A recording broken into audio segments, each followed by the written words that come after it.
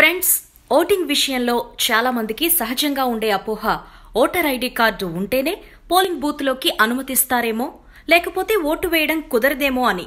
Voter లిస్టులో పేరుండి voter ID card లేకపోయినా ఏదైనా ప్రభుత్వ గుర్తింపు కార్డు చూపించి మీ ఓటు హక్కు వినియోగించుకోవచ్చు. అంటే Aadhaar card, PAN card, driving licence, ration card, passport, ఇలా ఓటర్ కార్డుతో సహా 12 రకాల గుర్తింపు కార్డులను ఎన్నికల కమిషన్ అంగీకరిస్తుంది.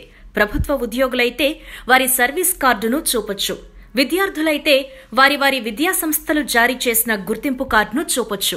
ఇవి కాక బ్యాంక్ లేదా పోస్ట్ ఆఫీస్లో సేవింగ్స్ డిపాజిట్లుండి ఆ అకౌంట్కు సంబంధించిన పాస్బుక్ కానీ, MGNREGA జాబ్ కార్డ్, మీ ఫోటోతో ఉన్న మీ పెన్షన్కు సంబంధించిన ప్రూఫ్, కార్మిక మంత్రిత్వ శాఖ జారీ చేసిన ఆరోగ్య బీమా కార్డు, ఇలా ఏ ఆధారమైనా చూపించి ఓటు వేయొచ్చు.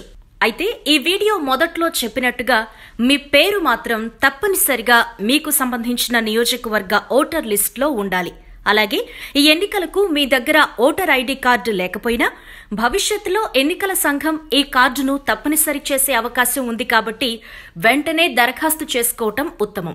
ఓటర్ ఐడి కార్డుకు దరఖాస్తు చేసుకునే విధానమేంటో, ఓటర్ లిస్టులోకి పేరు ఎలా నమోదు చేసుకోవాలో తదుపరి వీడియోలో తెలుసుకుందాం.